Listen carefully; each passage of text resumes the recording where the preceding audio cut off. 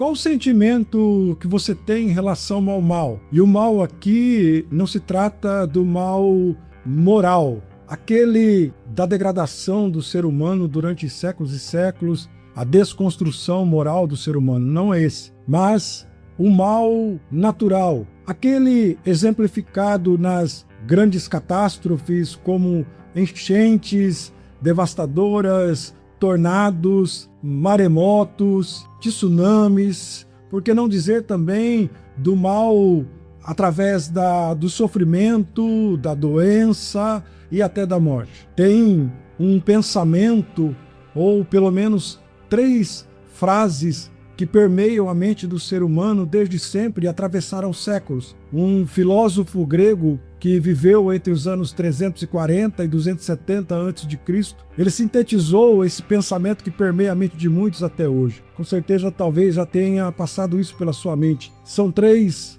frases curtas, mas que nos fazem refletir muito sobre a questão do mal. É o trilema do mal. A primeira delas é: se Deus pode agir e interceptar o mal antes que ele aconteça, antes que ele nos atinja, e ele não o faz, logo entra em questão nesse pensamento a onipotência de Deus, se ele é soberano realmente, uma vez que ele quer, mas não pode fazer. A segunda frase, a segunda forma de pensar é: Deus pode realizar, ele pode ir e interceptar o mal antes que ele me atinja, mas ele não quer fazer. Logo, nós questionamos nesse pensamento ou nesta frase se ele pode, mas ele não quer, logo ele não é tão bom, ou ele não é benevolente como nós cremos que o nosso Deus é, único em amor, pleno em amor. E a terceira frase, a mais contundente, aqui com certeza já passou pela sua mente ao assistir aquelas reportagens de grandes catástrofes, como foi recentemente aqui no Brasil, na região sul do Brasil, enchentes devastadoras, muito recentemente tornados que arrancaram casas e comércios dos seus lugares de origem. Como não pensar nessa última frase que diz que esse filósofo pensa que se Deus pode interceptar o mal antes que ele aconteça, se Deus pode, e se Deus quer e deseja isso, então logo, por que o mal ainda assim existe? Nós temos 2 percepções a partir desses pensamentos. Você, ao assistir uma reportagem, como eu acabei de mencionar, onde você vê uma pessoa de idade, uma senhora, um senhor, numa reportagem de TV, sendo indagado como recomeçar, uma pessoa que já viveu muito, não é mais o jovem, não tem a força e o vigor para recomeçar. E nessa reportagem você vê esse senhor, essa senhora olhar para o horizonte e ver o lugar onde ficava a sua casa, onde ele trilhou toda a sua vida, onde ficava a sua empresa, onde ele criou seus filhos, onde moravam os seus vizinhos e amigos. E agora olhar para aquele cenário devastador. E aí vem essa terceira frase: se Deus pode e se ele quer, por que ainda assim este mal nos sobrevém? Por que a existência do mal?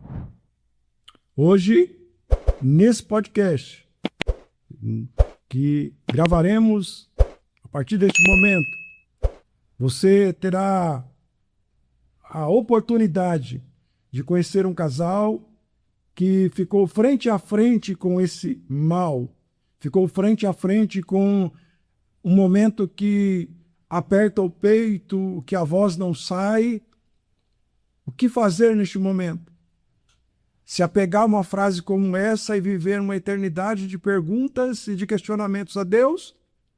Ou procurar o caminho inverso e ir em busca de Deus e as respostas dele, servindo a Deus enquanto o faz? Fique conosco e no final você poderá responder essas perguntas com mais clareza a partir do testemunho do pastor Hélio Luz e da irmã Renata Jatobá aqui hoje conosco.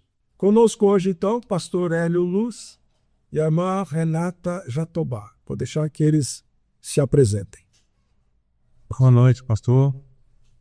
Eu sou o pastor Hélio Luz, né? Eu sou natural de Brasília, morei em São Paulo também há algum tempo e atualmente nós estamos aqui em Maringá. Nos mudamos para cá em janeiro do ano passado, vai fazer 1 ano. Eu sou de formação batista, né? Pastorei a Igreja Batista da restauração em Brasília por 13 anos. E por questões, né, particulares, a gente optou por se mudar. Viemos para Maringá, eu, minha esposa, meus filhos. Estamos aí hoje cooperando com a Assembleia de Deus, aqui no Jardim Itaipu, em Maringá. Renata? Boa noite, pastor. Então, como foi falado de Renata, estamos aqui em Maringá há um ano. Somos casados há 20 anos e temos 2 filhos, o Bernardo e a Eli. Estamos aqui para contribuir com a igreja para a obra de Deus. Irmã Renata, a chegada de um filho ou a tomar consciência, né, de que agora não são mais 2, mas agora vem uma pessoa especial para completar a família, muda bastante coisa. Conta pra gente como foi, primeiro a percepção, depois, com certeza, né, saber que realmente estava grávida, e o passo a passo a partir disso que mudou na vida de vocês, como foi o dia a dia. Sim. Então, a gente quando decidiu, né, que teríamos um filho, então desde sempre era o Josué, né? O Josué já existia de alguma forma, né, nos planos e projetos. E então a gente decidiu. Fiquei grávida, desde o começo eu sempre tive assim, muito enjoo, né? Porém, por ser a primeira gestação, eu não observava algumas, digamos assim, alguns detalhes importantes, como por exemplo, desde o começo, eu enchei bastante o rosto, que não é comum, né? Sentia muito formigamento no braço, nos braços, na parte superior dos braços. E a rotina seguia, né? Seguiu até o final do primeiro trimestre, eu com bastante enjoo, fazendo a rotina do pré-natal, inicialmente não sabendo ser uma gestação de risco. Tive um pico leve de pressão, muito leve, e que foi medicado com uma dosagem bem pequena de hipertensivo.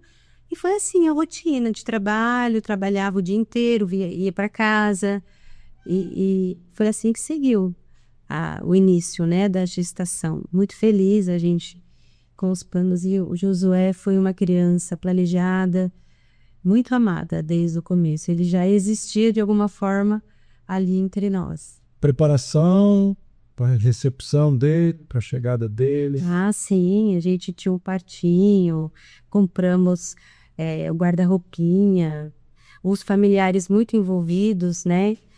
Com a chegada, uma criança muito, muito, muito querida e muito desejada. Aguardada. Muito aguardada. Josué, ele era famoso.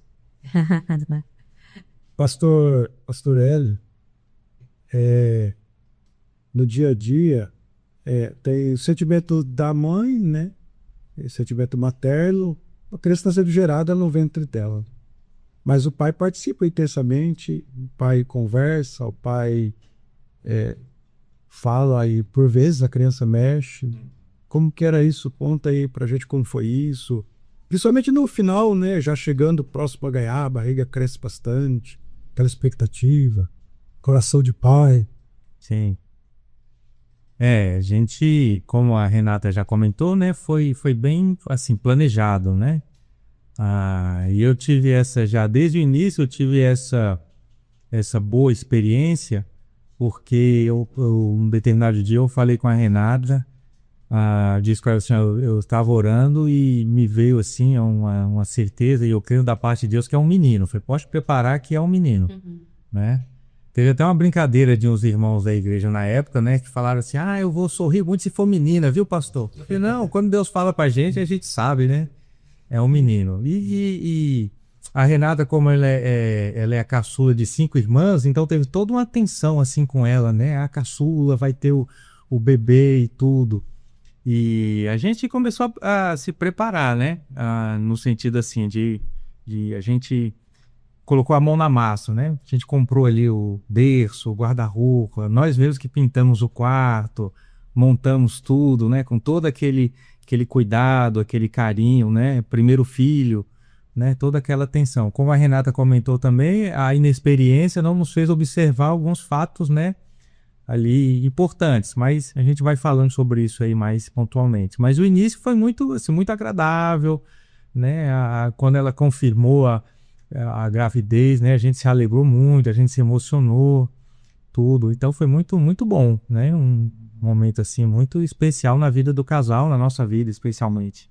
Até então, vivido intensamente, dentro da normalidade, como vocês disseram, até por não ter o conhecimento que veio depois, com mais 2 gestações, né? Mas aquela, tudo dentro da normalidade. Como foi o dia, para o senhor, pastor Hélio, como foi o dia,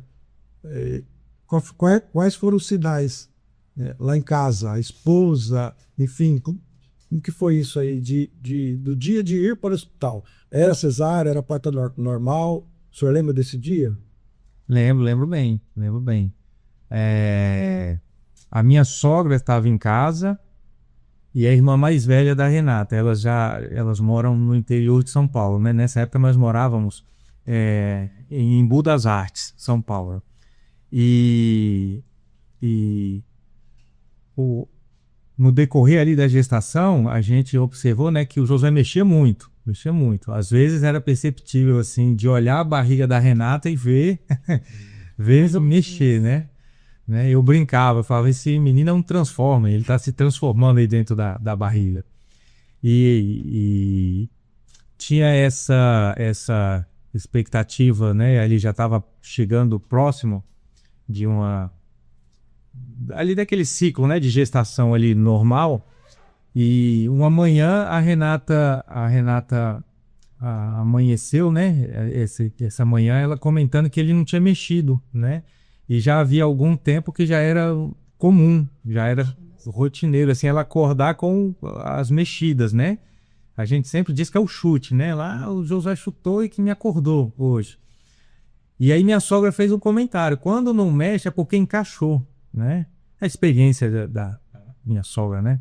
Quando não mexe é porque encaixou. E quando encaixa é porque vai nascer, né? Sim. Então a gente já estava ali com o enxovalzinho dele, tudo preparado, a bolsa, e a gente foi para a maternidade nessa manhã. Foi uma manhã do dia 26 de dezembro de 2007, né? Essa manhã a gente foi para a maternidade. A cidade que nós morávamos tinha uma maternidade que tinha boa referência, né? De ser uma boa maternidade, bons médicos. Então nós fomos para a maternidade. Então a manhã desse dia foi assim, em princípio nada anormal, dentro, né? da normalidade. Dentro da normalidade. Até pela fala da sogra, né? Isso, exatamente. Traz mais tranquilidade, porque é o processo natural. Tá aí. Vocês se dirigem então ao hospital e... Mas, Renata, como que foi lá esse momento já de pronto atenderam? Então, chegando lá, a médica me colocou numa sala e fez um exame chamado cardiotoque para avaliar os batimentos cardíacos. E essa médica era uma médica muito irônica, né? Não tive um bom acolhimento, né? Ela podia passar, ele tá ótimo, né? E os batimentos eram bem... Não sei se eu vou conseguir me expressar. Bem fortes, assim, né? Ele tá ótimo. E me mandou de volta para casa. Só que um detalhe importante é que quando o bebê tá grande, ele pressiona a bexiga da mulher, né? Porque os órgãos vão descendo para o bebê se acomodar. E eu não fazia xixi há 2 dias. Eu não urinava há 2 dias. Isso não é uma rotina comum para uma gestante. E já havia acontecido isso também em outra ocasião, sem que eu percebesse. A gente visitou um casal amigo e eles falaram: Renata, depois, eu achei tão estranho que ele já tinha filhos. Você não pediu nenhuma vez para ir no banheiro, você ficou lá em casa um tempão. Então já devia ser algum sinal que tinha alguma coisa que não estava bem, né? E ela pediu para eu voltar para casa com esse relato de que a gente vai lembrando, né?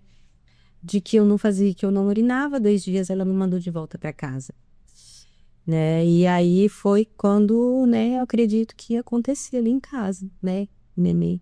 O nenê possivelmente veio a óbito nesse momento em que a gente voltou, que eu devia ter tido o atendimento ali, eu não devia ter voltado para casa, recebido alta, né? E ela mesmo, porque já estava dentro do tempo gestacional, né? Que a gente fala a termo, né? A gestação completa, e ela mesmo hoje volta para casa. E aí o processo seguinte, como detecta que não tá, não tem algo que está errado, como você... Não, aí a gente voltou para casa, e aí eu tinha limpado a casa, tinha uns familiares lá, todos para aguardar o nascimento do nenê. E aí minha mãe, aí eu limpei a casa e fui dormir, descansar. Minha mãe pegou e minha mãe me acordou: Renata, vai tomar um banho e vamos, que eu vou te levar. A gente vai voltar lá na maternidade. E aí foi quando a gente foi, eu, o Hélio e minha mãe. E chegando lá, eles fizeram novamente o exame e não detectaram o batimento cardíaco do bebê. E aí eu falei, não é possível, né? Tem alguma coisa errada. E aí, nesse momento, chegou um médico, assumiu o plantão, um outro médico, e aí a médica passou o caso para ele, e eu falei, não é possível, tem alguma coisa errada. Ele falou, olha, muito difícil ser um engano, porém, eu vou levar você no aparelho mais sofisticado do hospital para a gente confirmar, né? E aí eu lembro até da roupa que ele tava, o sapatinho, aquelas papetes pluradinhas, né? Que sempre que eu vejo eu me recordo desse momento. E ele me levou para uma sala, para um equipamento mais avançado. E quando chegou lá, ele não detectou mais os batimentos do bebê. E foi no momento em que eu fui à procura do Hélio e falei para ele, nosso bebê tá morto. Pastor Hélio estava lá, então, nesse momento, você estava junto. Sim. Minha mãe. Como foi isso, pastor Hélio? Então, é surpreendente porque nós fizemos o pré-natal, né? E eu me lembro bem que a gente fez o pré-natal na rede pública com um médico, eu lembro até o nome do médico, né? Eu vou mencionar o nome aqui, enfim. Mas ele era uma referência, o pessoal comentava, vocês estão fazendo pré-natal com o doutor fulano, né? Ele é excelente.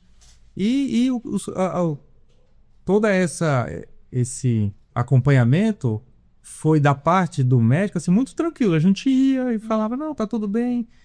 Uma vez a Renata comentou desse inchaço, desse formigamento. Ele, não, toma um remédio aqui, passou, né, um remédio para ela, tá, mas tá tudo tranquilo, né? Então, na nossa cabeça, com a nossa inexperiência, tava tudo dentro da normalidade.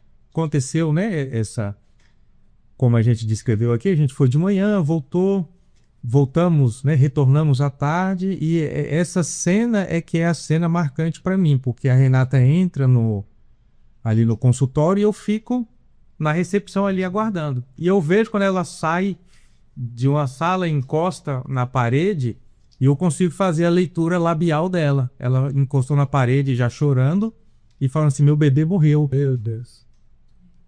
Eu vi isso, assim, de uma certa distância, né? Então, a primeira coisa que eu pensei tem alguma coisa errada, né? Assim, no diagnóstico, tudo que a gente fez o acompanhamento, tava tudo bem, tudo certo. Hoje, com a experiência que a gente tem de mais 2 filhos, né? E enfim, a gente sabe que não tava tudo bem, que na verdade tava assim, longe de estar tudo bem. Mas na época, o que era passado para nós já tá tudo bem, tudo tranquilo. Então, quando ela sai chorando, falando, eu confesso que eu não consigo dizer se eu ouvi a Renata falar ou se realmente eu fiz essa leitura labial, né? Mas eu tenho certeza da frase que ela disse. Ela encostada na parede chorando e falando, meu bebê morreu. E eu ali do outro lado da recepção, vendo aquilo e completamente ali, né, sem saber o que fazer. Eu perdi o chão, realmente. Em que momento, a partir daí, porque até então vai na primeira vez, retorna a segunda, o senhor está na recepção. O que falaram para ela, assim, os médicos vieram falar com o senhor os procurou, naquele momento lá, no momento que o senhor viu ela chorando. Depois de algum tempo, né, eles a levaram para internação, alguma coisa nesse sentido, e um médico veio falar comigo, né, Ele estava acompanhado, eu não sei, na verdade eu nem sei se era médico ou enfermeiro, eu acredito que era um médico. Ele falou, olha, a gente não detectou os batimentos, o bebê veio a óbito, né? E ele falou assim, isso acontece. Isso acontece. Né? E a gente entende, assim, que pela profissão, pela rotina deles, né? Guardadas as devidas proporções, para ele é só mais um caso, mas pra gente não, né? Pra gente é o nosso filho, nosso primeiro filho. Né? Então essas coisas foram mexendo comigo, né? Essas frases pontuais ali, né? Então primeiro eu vejo minha esposa falando, meu bebê tá morto. Depois o médico fala para mim, essas coisas acontecem, né? Eu fui começando a ficar mais abalado, foi começando a mexer comigo.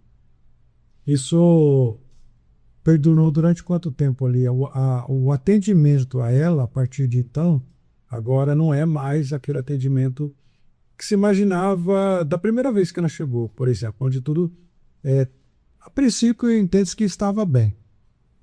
Agora já não é mais, já é uma outra situação. Qual foi o passo a passo? Já de imediato já foram atendê-la? Como que foi isso aí? Eu estou perguntando por tanto a minha curiosidade como quem está ouvindo. Sim. Obviamente que isso deve ter sido feito uma cesárea para poder, já que, né, a criança não está viva, né?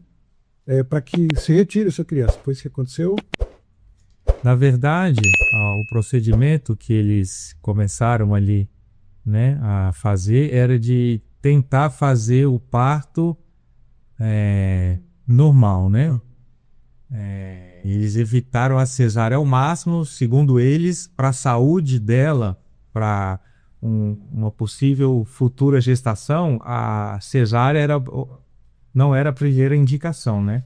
Então ela foi internada, ficou ali tomando medicação para induzir um parto, né? Para passar todo aquele processo ali de dilatação, de indução.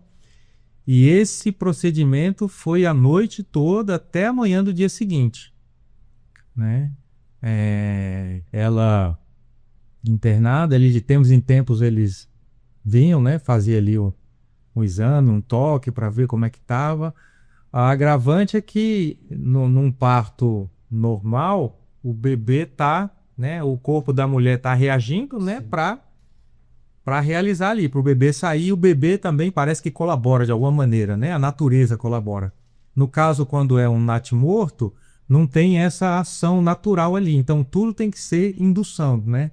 Aí ela tomou injeções, né? Ali tinha uma visita frequente ali dos médicos para ver se estava com a dilatação, se não estava. Tudo isso, e esse processo foram 15 horas, se eu não me engano, né? 16 horas, alguma coisa assim, até de fato ali fazer a retirada do bebê. Eu não sei qual que é a pergunta mais difícil de fazer. Se é para a irmã Renata que está lá dentro, passando por tudo isso, eu como pai, né? Ou o senhor lá, impotente e duplamente ferido, né? Porque até ferido como pai e ferido por ela, né? Uma expectativa de 9 meses, tudo tranquilo, tudo dentro da normalidade, pelo menos é o que se imaginar. E o que passou na mente do senhor lá, desses momentos? Teve diálogo do senhor com ela? Vocês, em algum momento... Porque até então o senhor fez uma leitura labial. Em algum momento vocês se encontraram, permitiram isso? Como que foi?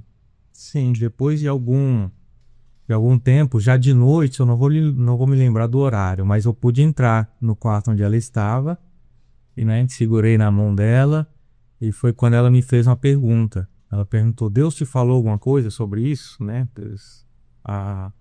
Eu falei para ela, não falou, né? E eu me lembro que eu cantei um louvor com ela. Eu não vou lembrar qual foi a música, mas era alguma coisa no sentido de Deus está cuidando de nós, né? Cantei ali nós dois. Não sei se ela lembra da música. Não lembro. Mas eu lembro da pergunta. Pergunta difícil, né? Difícil. Difícil porque a gente, até pela futuramente eu seria pastor, né? Mas a gente acha que a gente tem as respostas, né? Que a gente conhece, que a gente sabe. Eu tô falando aqui não no sentido ruim, né? Mas sentido mesmo normal. À medida que a gente vai trabalhando com algo, vivendo com algo, a gente acredita que a gente conhece, entende daquilo, né? Mas aquela pergunta ali, Deus te falou alguma coisa, né? Eu percebi que eu ia ter que buscar algumas respostas ali da parte de Deus e não no sentido do confronto, né? E em relação a isso, pastor, eu posso falar assim bem seguramente, nunca, apesar dessa experiência ter sido muito ruim, mas nunca teve no meu coração um sentimento assim de raiva de Deus, de mágoa, né? Mas o que eu comecei a refletir ali mais, né, internamente eu vou precisar buscar a Deus, eu preciso de algumas respostas sobre isso, né? Mas foi num sentido assim mesmo de alguém que não está entendendo a situação ter algumas respostas, mas não de mágoa, de decepção com Deus, não teve. Eu falo isso assim, sinceramente. Aí o senhor fica por ali, nós estamos falando aí de um dia que passa para o outro dia. Isso. O senhor não voltou para cá, o senhor ficou por Não, ali? fiquei lá. Dormiu ali? Dormiu não é a palavra, né? Mas ficou por ali em algum lugar? Sim. Teve algum... A minha sogra passou mal, né? Quando ela estava com a gente, ela teve pressão. Serviu para mim. Eu nem lembro, assim, você vê como são as coisas, né? Eu nem lembro o que foi feito da minha sogra. Não, socorreram com a cadeira de moda. Ela foi socorrida lá, né? E aí eu fiquei uma sala de espera onde os pais ficam quando as mães entram, né? Para ganhar ali, para ganhar o bebê, e os pais ficam nessa sala. Eu fiquei lá. Esse período que eu fiquei, essas horas, teve de 5 a 6 partos, né? Então chegaram ali ao longo desse período da noite, mulheres entravam e eu ouvia o chorinho, né? Nasceu, e eu tava lá. No fundo, pastor, assim, eu tinha não sei se era uma esperança, um desejo que o diagnóstico estivesse errado. Eu falei, não, meu filho vai nascer, no final das contas vai ser só um erro, vai nascer, né? Mas aí eu via entrando os bebês, né, as mães, daqui a pouco a gente estava bem naquela época que o sistema de saúde estava evitando ao máximo a cesárea, né? Então estavam sempre tentando ali o parto normal. E nessa noite foram esses 5 ou 6, e a impressão que eu tenho é que era tudo muito rápido, que as mulheres chegavam, pouco tempo depois eu já ouvi o choro, nasceu mais um. Em um desses momentos já era umas 4 horas da manhã, eu estava tão cansado, né, que eu encostei assim na cadeira e fechei o olho, mas eu não estava dormindo. E tinham 2 pais ali aguardando, e eu escutei quando um falou pro outro assim, esse é o pai do menino morto, né? O outro falou, esse aí. Então é isso que eles achavam que eu estava dormindo, né? Assim, não... Acredito que não foi nem de maldade, né? Foi só aquela curiosidade mesmo ali do ser humano, né? E aí é outra frase que veio ali e acertou meu coração, né? O pai do menino morto. Então minha noite foi assim, né? Minha noite foi essa. Aguardando ali, né? Eu fui conversar em um determinado momento, eu fui conversar com o médico, falei, minha esposa está sofrendo muito, né? Será que não dá para fazer uma cesárea e tudo? E ele falou, olha, para a saúde dela é melhor não. O que a gente está fazendo aqui é pensando que vocês futuramente vão querer, né, ter outro filho, tudo, e para a saúde dela é melhor a gente tentar esse procedimento que nós estamos tentando. A cesárea seria o menos indicado agora. Em termos técnicos, eu não sei porquê, mas eu me lembro do médico ter me passado essa informação. Entendi. O senhor consegue mensurar, lembrar quanto tempo foi até, de fato, né? Então, você acabou de dizer que lá no fundo ainda tinha usar aqui a palavra esperança, né, de que isso se revertesse. Quando que de fato foi feita a cirurgia? Sim, já tinha amanhecido o dia, já foi pela manhã. Eu não lembro o horário exato, mas já estava claro, né? E eu fui chamado para entrar para auxiliar no procedimento ali, porque tinha a doutora que estava fazendo ali o procedimento, ela era de estatura bem pequenininha, né? Então ela falava assim, pai, a situação aqui é o seguinte, eu vou forçar a barriga da sua esposa para baixo, quando apertar a barriga dela, o Senhor levanta o tronco da sua esposa e empurra ele para frente, né? Como o bebê não tem reação, então esse procedimento é mais difícil, né? Do bebê sair. E tinha uma outra pessoa, eu não lembro exatamente ali na prática o que ela estava fazendo. Mas, assim, em síntese, né? O procedimento que eu colaborei ali foi esse. E como a doutora ela era baixinha mesmo assim, eu lembro bem que ela forçava a barriga da Renata, ela tirava os pés do chão, sabe? Para forçar, e ela falava, ó, agora. Quando ela forçava, eu levantava as costas da minha esposa e empurrava para frente, né? Até esse momento, eu ainda tinha esperança, falei, quando ele sair, ele vai chorar. Ele vai chorar. A gente tinha essa esperança, né? Então, quando de fato o bebê saiu e eu tava ali, eu vi, é a cena mais que eu tenho, assim, talvez mais real na minha memória até hoje. Foi ela pegando e a cabeça dele pendendo, assim, pro lado inerte, né? Sim, De fato, ali veio o ponto final. Falei, ele tá morto. Falei, não tem mais, não tem conversa. Meu Deus, eu fico aqui pensando, sim, na sequência, né? A gente tem a expectativa de um parto, o quarto pintado, todos os preparativos como dizer aqui, da menor importância até aquilo mais vital e mais necessário. O pré-natal, porque quando há displicência, de alguma maneira, não que condene ninguém por isso, mas a gente ainda pode ficar assim, puxa vida, se eu tivesse caminhado dessa forma ou daquela forma, mas tudo foi feito como deveria ter sido feito. Agora, eu fico pensando, tentando entender porque maternidade, expectativa da mãe, difícil para mim mensurar como homem, né? Talvez eu até erre aqui nas perguntas, ao direcionar mais perguntas para o senhor, porque talvez aflore mais em mim o sentimento que eu teria. Então, difícil mensurar no caso da mãe, toda a expectativa em torno da chegada do Josué. Agora ela tem essa notícia, tem a percepção. Acredito, não sei, mas acredito que ela em algum momento tenha percebido estou dizendo do finalzinho já, porque a mulher consegue detectar, né, João? Deve ter percebido que tinha alguma coisa errada já no finalmente. Mas esse passo a passo lá, ele é muito massivo, ele é muito... Não é que poderia ser menos doloroso, eu não sei se essa fala ela cabe, sabe?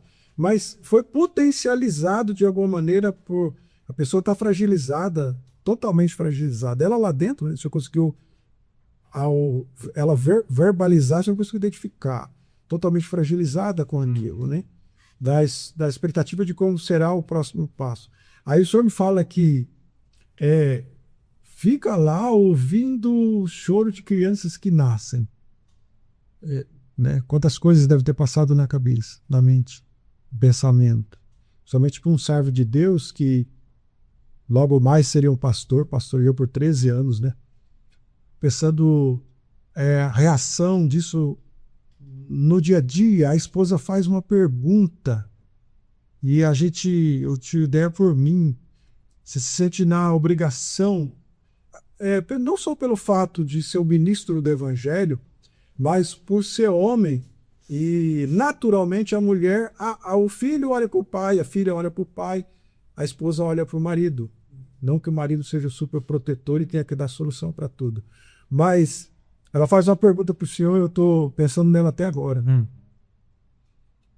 Se Deus falou alguma coisa, é muito difícil a pergunta. Depois tem a questão do choro das crianças, que o senhor ouve, o comentário, não por maldade, como o senhor mesmo disse aí, não por maldade, mas o comentário, olha, aquele ali é o pai, né, do menino morto, né? E para assim, o ápice, o senhor teve que ajudar no procedimento do nascimento do Josué. Então, que lição o senhor... Vou fazer a pergunta primeiro para o senhor, pastor Hélio. E na sequência eu repito a mesma pergunta para a irmã Renata. O que mudou na mente do senhor, do Hélio até ali e dali para frente? O senhor já antecipou aqui que foi em busca de respostas de Deus. Isso eu poderia dizer assim, a médio e longo prazo. A pergunta é ali, naqueles momentos ali. Qual foi a percepção que o senhor teve como servo de Deus? Nós começamos falando sobre a questão da existência do mal, aquela questão de Deus, se Deus pode interceptar, se Deus é atemporal, não se limita. Deus já está lá na frente. Por que ele permitiu isso acontecer? O senhor se fez essa pergunta pelo que o senhor respondeu, já disse no início, o senhor foi em busca de respostas. Mas naquele primeiro momento, como foi isso? Naquele turbilhão ali? O senhor ainda tem que ajudar lá. Pastor, eu acho que a gente, como cristão, a gente corre o risco, e aí eu estou falando a gente, mas eu estou falando de mim, né? Quero entrar aqui no mérito de ninguém. Mas às vezes a gente corre o risco de fazer como Jó fez. É meio que natural, né? Quando a gente fala de sofrimento assim, humano para cristão, a gente vai logo para Jó, né? Mas Jó, depois de toda a experiência que ele tem, ele fala que conhecia Deus só de ouvir falar. Mas agora ele conhece a Deus. Então, eu comecei a perceber que parece que eu conhecia Deus só de ouvir falar. Falei, agora eu vou precisar conhecê-lo mesmo, né? Porque a gente é cheio de jargões, né? Aí vira meio clichê, né? A gente, como cristão, a gente tem ali uma resposta pronta, né? No sentido assim, não, meu irmão, fica tranquilo, Deus sabe de todas as coisas, tenha fé. Não que isso não tenha o seu valor, né? Mas a gente começa a perceber que isso tem que ser mais do que palavras, não pode ser só uma coisa retórica, isso tem que ser de fato vivência. Então, todo esse processo, mas essas questões bem pontuais, hoje quando eu lembro de tudo isso, o que realmente eu percebo que me pegou foram essas questões pontuais. São essas frases, né? O meu bebê morreu, isso acontece, olha lá o pai do menino morto. Que teve um determinado momento que eu conversei com o médico, eu falei, doutor, mas estava tudo bem, a gente fez, né? Inclusive na noite anterior ele mexeu bastante, e o médico falou assim, olha, provavelmente essa noite que ele mexeu bastante é porque ele já estava em agonia. Então essas frases para mim, foram muito pesadas, sabe? Assim, tanta coisa ali importante e ruim acontecendo tão perto de mim e eu tão alheio a isso tudo. Desculpa interromper o senhor, mas é mais uma. Mais uma. Porque volta naquela questão de que a mulher, a esposa, ela olha para o marido na esperança de ter o porto seguro. No caso do filho, a mesma coisa. Essa frase, que ele estava em agonia, tortura mais ainda. Porque o senhor não sabia disso, né? Mas aí fica aquela questão, né, no pensamento, puxa vida. Ele estava e eu não sabia, não tinha. Exatamente. A gente tão perto, né? Tão perto e não sabia disso. Então, pastor, assim, sem parecer clichê, né? Mas foi um texto da Bíblia que eu me apeguei muito a ele nessa época, quando o apóstolo Pedro fala para Cristo, para onde iremos, se só o Senhor tem as palavras de vida eterna? Eu, diante daquele sofrimento todo, daquela luta toda, o meu pensamento foi, mas para onde eu vou? Eu tenho que estar perto de Cristo agora. Agora eu preciso de Cristo, né? Então, como eu falei aqui anteriormente, né? Não teve essa questão da ira, da revolta com Deus. Na verdade, o que eu percebi ali depois de tudo isso foi, eu preciso de Deus. Só Deus que vai me dar força para eu passar por esse momento. O meu questionamento se deu exatamente em relação a isso. Eu preciso de Deus, mas agora eu estou vivendo um momento que parece que Deus não tá colaborando muito. Eu vou ter que eu vou ter que aprender a resolver isso aqui para mim, né? Não para os outros, mas para mim. Então foi isso, pastor. Eu vou fazer a mesma pergunta para a Renata, depois eu Eu volto no assunto, porque ele não se encerra aqui, né? A mesma pergunta, o que mudou em relação, irmã Renata, em relação à visão que a irmã tinha de Deus? O pastor já disse que não mudou. Pelo contrário, reforçou que ele precisava buscar mais a Deus e esse é o caminho, não tem outra, né? Citou até Jó, né? Sabia, eu já ouvi falar, agora tem conhecimento de causa, está no meio de um turbilhão. A senhora pode falar um pouquinho desse momento? Sim. Então, além desse desdobramento que ele já mencionou, tiveram outros, né? Só para complementar, né? A questão de reconhecer como um porquinho, ele levava roupinha, reconhecer depois, era esse bebê mesmo. Ele fez o funeral. E assim, enquanto eu estava no hospital, ele estava fazendo o velório do bebê com muitas pessoas. Muitas pessoas. A minha sogra me falou, Renato, o enterro do Josué parecia de uma pessoa importante. Eu nunca vi tanta gente no Rio de Janeiro. Não existe uma coisa assim. E ele reconheceu no necrotério neném e celebrou o enterro. Então ainda teve, enquanto ele estava internada. Então vários desdobramentos, né? É muito difícil. Eu não pude estar lá, né? Isso está acontecendo agora. Muito difícil, assim. A questão do meu olhar para Deus, eu não sei se eu posso dizer dessa forma, né? Que mudou, não mudou.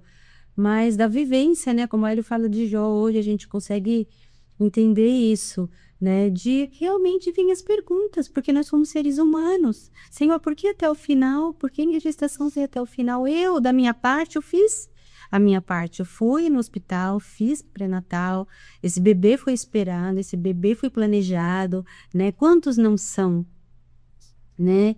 E por quê? No último momento, né? E o Hélio, eu lembro desse momento que eu perguntei para ele, porque se Deus havia falado alguma coisa para ele, né? E ele falou para mim, olha, amor, eu não sei, mas eu acho que um dia quando eu cheguei, eu estiver diante de Deus, ele vai olhar para outras pessoas e vai nos apontar e falar, olha, tá vendo?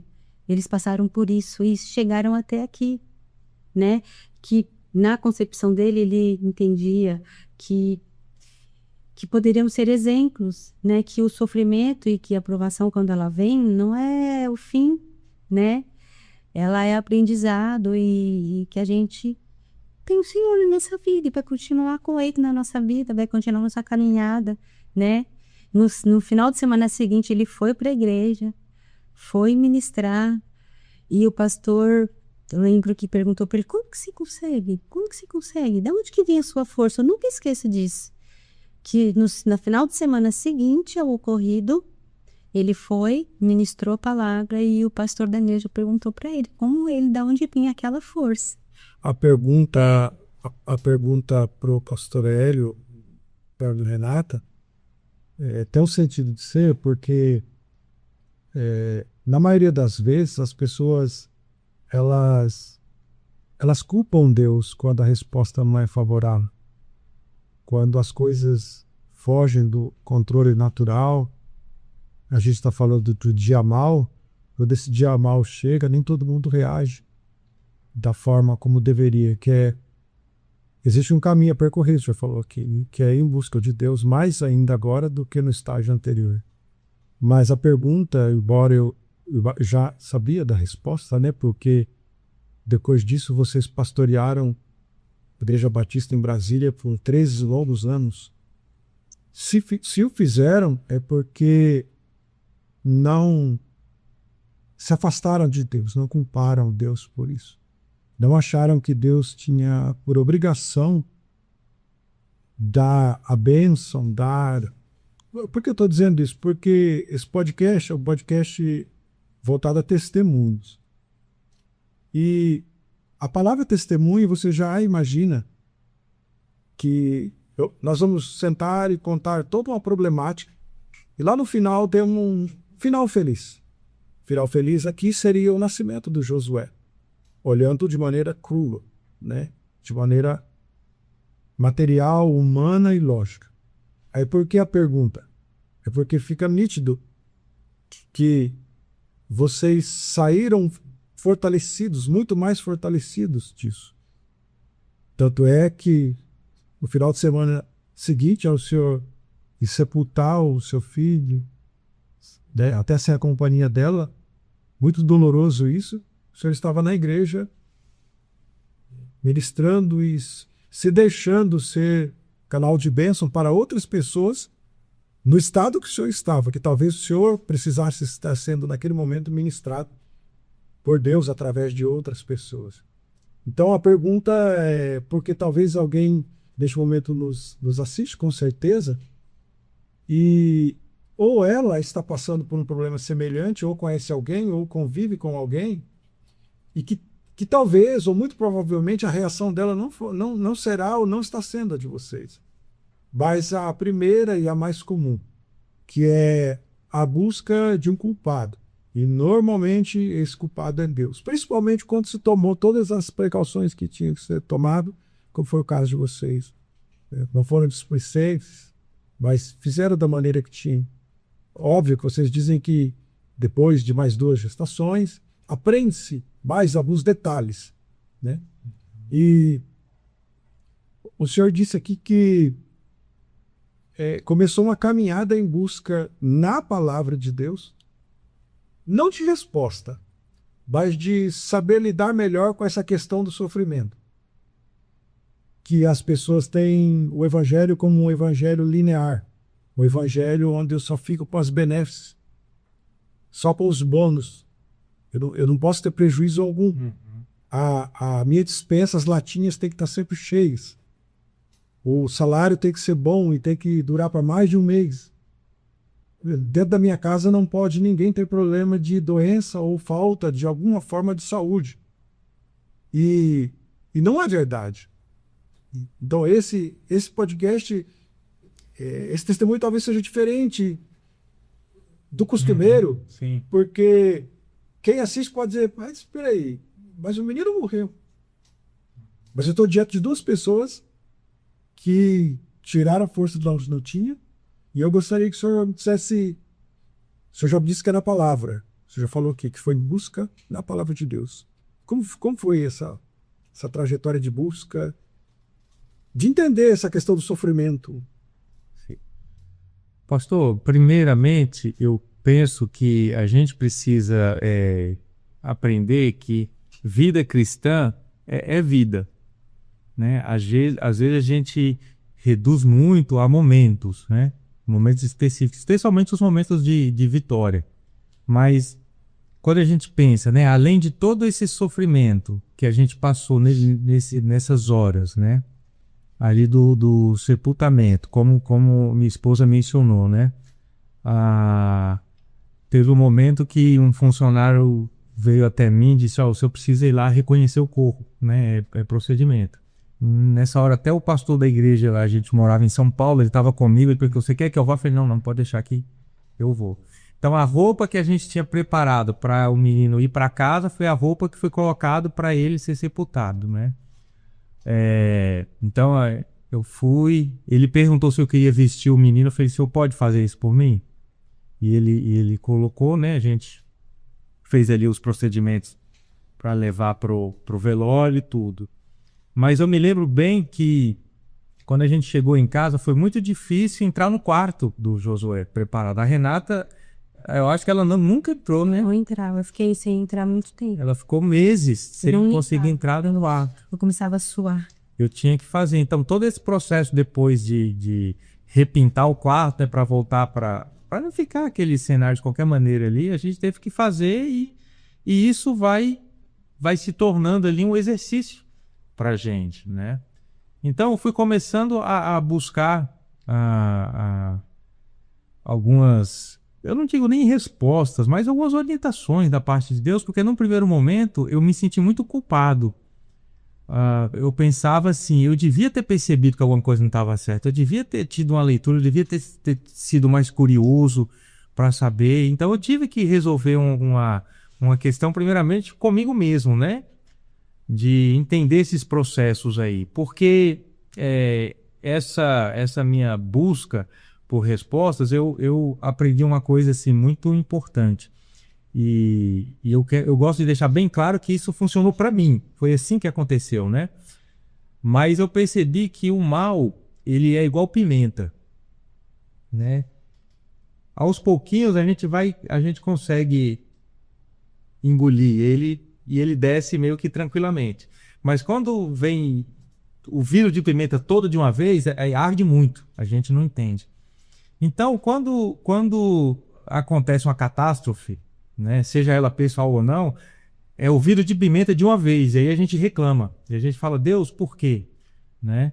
Mas a maldade, quando é diluída, a gente vai convivendo com ela, a gente aprende a conviver com ela. Então eu percebi que, na verdade, o mundo é mau. A gente vive no mundo mau. E o meu filho morreu, mas eu convivi ali com muitas pessoas que os filhos morreram, né? E eu convivi com essa maldade muito bem. E eu não tinha problema com isso. O problema é quando o vidro de pimenta caiu no meu prato, né? E aí eu tive que começar a aprender. Porque uma vez eu perguntei para Deus, onde o Senhor estava quando meu filho morreu? O que o Senhor estava fazendo, né? E eu ouvi um pregador, pouco tempo depois que eu fiz essa pergunta, ele estava ministrando e ele falou ali durante o sermão uma frase que eu entendi. Eu falei, Deus está falando comigo aí. E ele falou assim, quando a gente sofre e às vezes a gente pergunta para Deus onde Deus está no mesmo lugar onde ele estava quando o filho dele estava sendo crucificado, né? Então eu entendi que quando eu perguntei para Deus onde o Senhor estava, Deus me falou, eu estava no mesmo lugar onde eu estava quando meu filho estava sendo crucificado. Então Deus sabe, Deus conhece. O problema do mal é um problema nosso, não é um problema de Deus, né? E isso me fez descansar no Senhor, saber que até a maldade está no controle de Deus, né? Até essa catástrofe. Algumas pessoas se perdem, e como eu falei aqui, eu não quero entrar no mérito da questão de julgar ninguém, mas para mim funcionou saber que até na catástrofe Deus está no controle. Então eu sei que isso me aconteceu e que Deus está no controle. E para mim, na minha mente limitada hoje, isso foi suficiente. Isso foi suficiente. Claro que eu não quero me comparar com o Jó. Jó sofreu muito mais e tudo, mas guardadas as devidas proporções, eu pude ter um sentimento assim, eu agora estou conhecendo Deus. Eu agora estou conhecendo Deus, né? Não, eu não quero dizer também que Deus fez isso para que eu pudesse conhecê-lo. Eu não acho que Deus faz isso nesse sentido, né? Deus não é terrorista, né? Eu vou matar seu filho para você aprender uma lição. Eu não penso assim a respeito de Deus. O que eu penso nesse sentido é o mundo é mau, essa maldade aconteceu comigo, mas Deus está no controle. Isso não fugiu do controle de Deus e é por isso que eu permaneci, porque Deus estava no controle. Não fosse Deus, a resposta que eu dei quando o pastor perguntou o que você está fazendo aqui quando eu fui para o culto, né? Na época eu tocava no ministério de louvor, tudo, eu peguei o violão para ministrar e falei, o que você está fazendo aqui? De onde vem essa força? E eu me lembro de ter dito para ele, não sei, deve ser Deus. Eu não sei te dizer, eu não tenho uma resposta pronta para isso. Então comecei a perceber que às vezes a gente tem que fugir das respostas prontas, né? Querer dar uma explicação, isso aconteceu por causa daquilo. Não sei, aconteceu. Mas para onde eu irei se só o Senhor tem palavras de vida eterna? Antes de fazer a última pergunta para o senhor, pastor Hélio, Renata, depois entra aí a questão de pastorear, mas vamos falar dos filhos. Teve mais 2 gestações. Sim. Só pode falar um pouco mais quem são essas preciosidades? Fala deles ou da gestação em si? Da gestação, quem veio dessa gestação, pode falar. Então, Deus é maravilhoso, né? Deus é... aí a gente acompanhando, né, com um médico de rotina. Certo dia ele falou assim, era um médico muito amigo da minha mãe.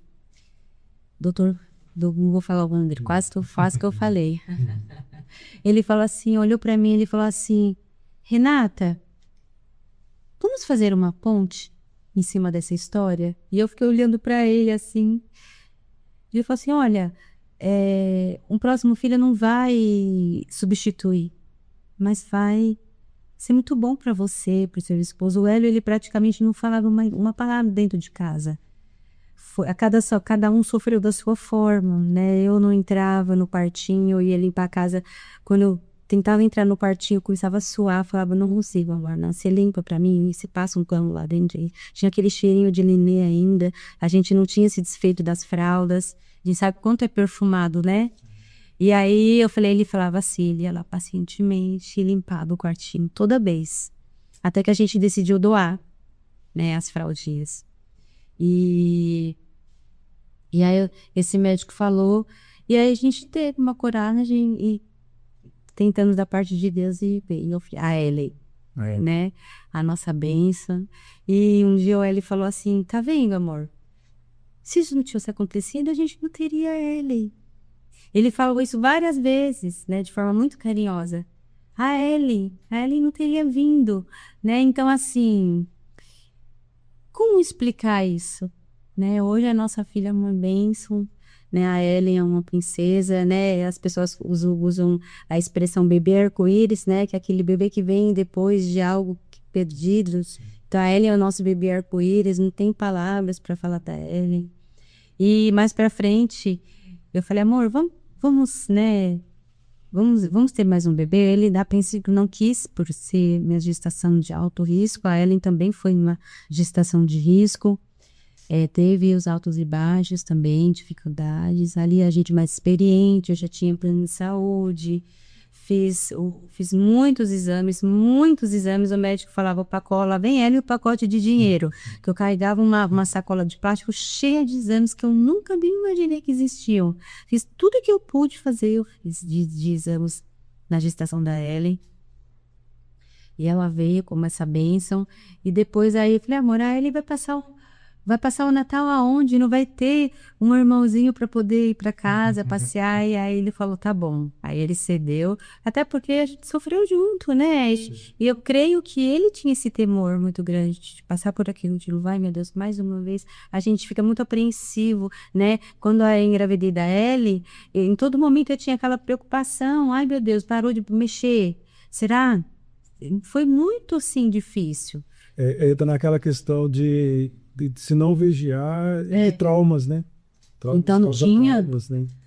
Eu fiquei apreensiva a gestação inteira será que eu vou. Mas foi diferente, eu já não me bichava tanto, já não enchei tanto, né? E ela veio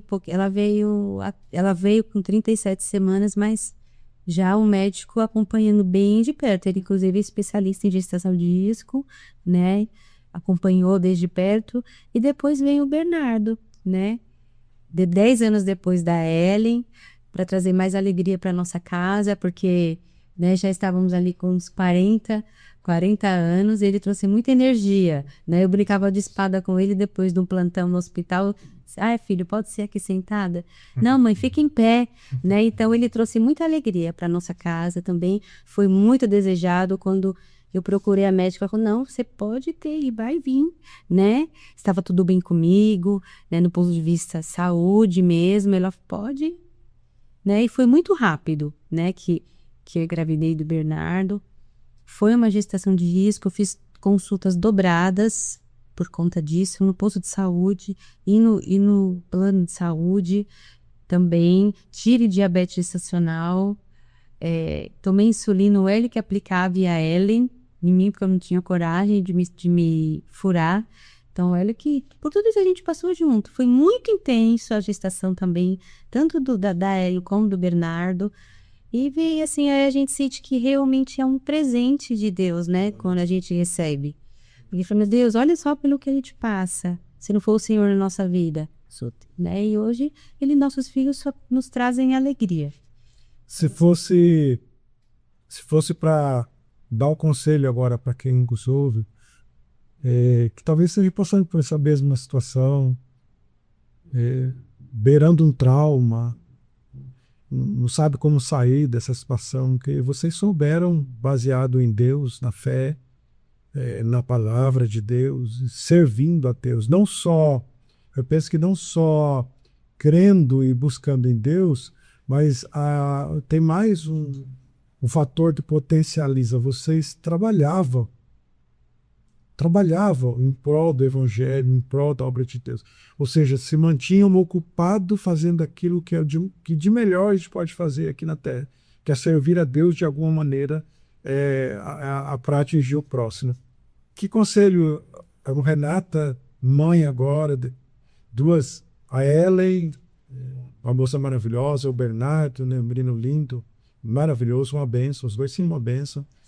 Parece agora, né, no final, que ficou muito fácil dar um conselho, mas quem acompanhou até aqui sabe tudo que foi mencionado, a trajetória, que as coisas não foram fáceis.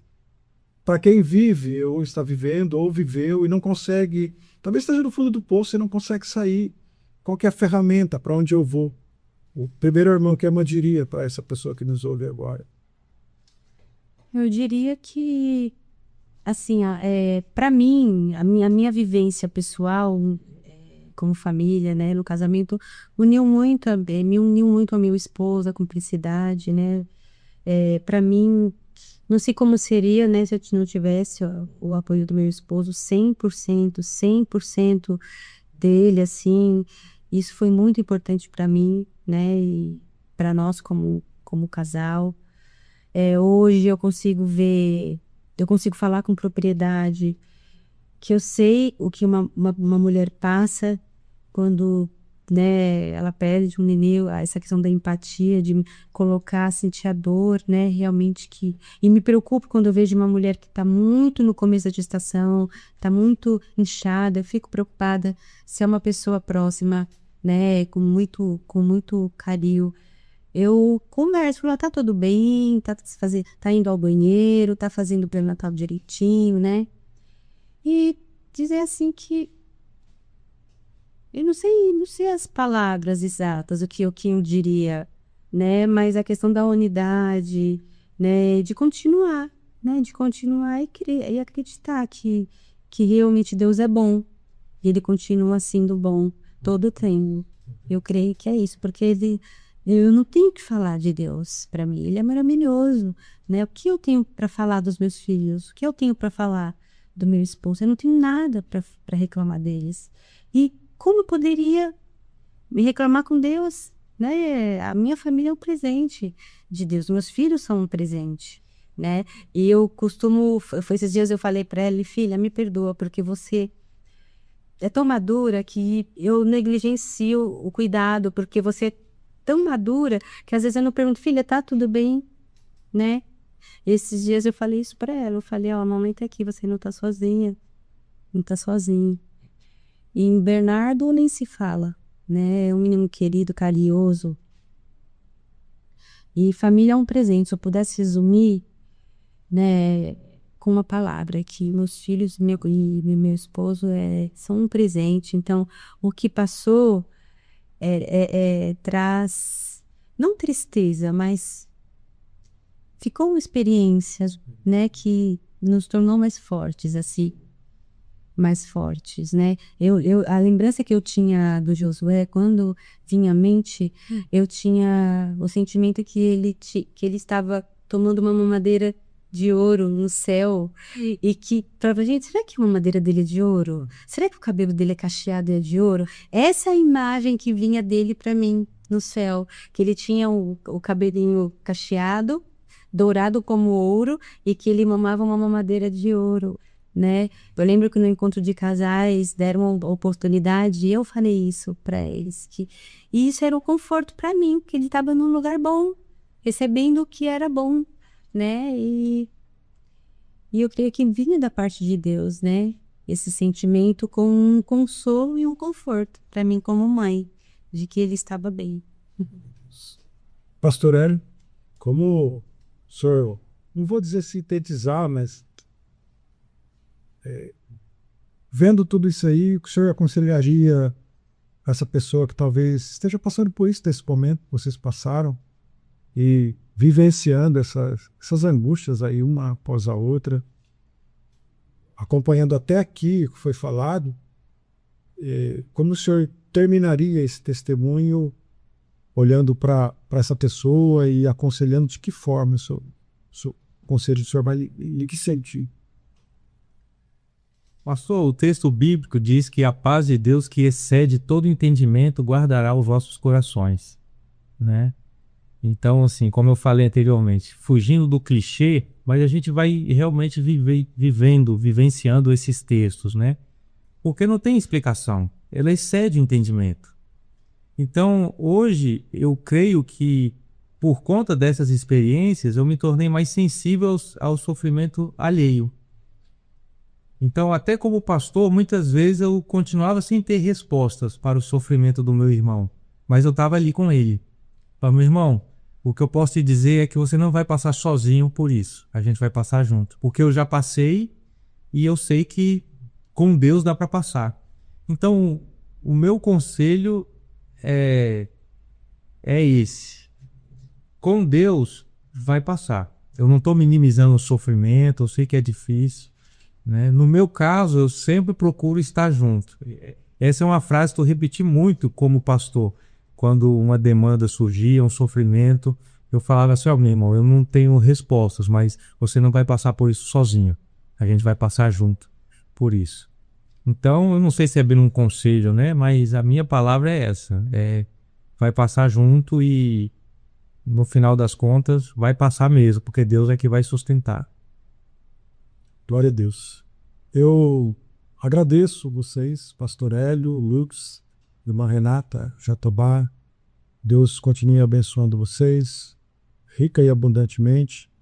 Eles são servos de Deus autênticos, não estão pastoreando, né? Agora vieram recentemente para a cidade de Maringá, Paraná, e vieram de Brasília ali, pastorearam durante 13 anos lá, e está aqui na cidade de Maringá. Que Deus continue abençoando o senhor enquanto o senhor estiver por aqui. A gente não sabe os desígnios de Deus, o que Deus tem amanhã reservado, né? O senhor, eu sei que é uma pessoa dedicada na obra, professor, teólogo, a irmã é nutricionista, né, irmã? Que Deus continue abençoando vocês no secular, onde vocês colocarem as mãos. Que Deus abundantemente os abençoe. E do ministério também, na chamada de vocês, Pastor Hélio já vi dar estudos e ministrar a palavra de Deus, homem de bastante sabedoria. Deus continue abençoando a vida de vocês. Grato por dividir conosco e com quem nos ouve esse testemunho maravilhoso. E para encerrar, Pastor Hélio, gostaria que o senhor fizesse essa oração. Eu diria para as pessoas que estão em casa neste momento, nos ouvindo no carro, ou talvez no Spotify, aí, no fone de ouvido, enfim, onde você estiver, se chegou até aqui nesse podcast, nesse testemunho, reflita, pense, não fique nesse fundo do poço. Deus tem algo, uma história nova para você, Deus tem algo novo, tem mudança, e não fique para cá e para lá pensando para onde vai. O Pastor Hélio, pelo menos umas 2 vezes, ele citou aqui que existe um caminho a percorrer. Esse caminho está em Deus, através da palavra de Deus. A música que nós precisamos está em Deus. Então, fica aqui essa palavra. Se você puder, compartilhe com mais alguém. Faça algum comentário, nem que for glória a Deus, amém, foi válido. Se você achar que é importante, é relevante, compartilhe com mais alguém que esteja precisando. Sempre, a palavra de Deus sempre vai ser importante, vai ser uma luz para direcionar neste momento de angústia, de tristeza. Pastor Hélio, pode orar, assim. Pai, no nome de Jesus, Senhor, nós te agradecemos e rendemos a Ti toda a honra, toda a glória, todo o louvor. O meu pedido, o nosso pedido nessa noite é que esse testemunho possa encontrar corações e esses corações possam perceber que no Senhor há uma esperança, há uma fortaleza que está além da nossa compreensão, além do nosso entendimento. Que pessoas que eventualmente estejam passando por tempos difíceis possam encontrar conforto, possam encontrar segurança e forças no Senhor. Esse é o nosso desejo, é o nosso pedido. Em nome do Senhor Jesus. Amém. Até o próximo vídeo do Axioma Podcast. Deus abençoe a todos em nome de Jesus. Esse vídeo foi um corte no canal Axioma Jesus Podcast. Obrigado por chegar até aqui. Quer assistir a live completa? O link está na descrição do vídeo.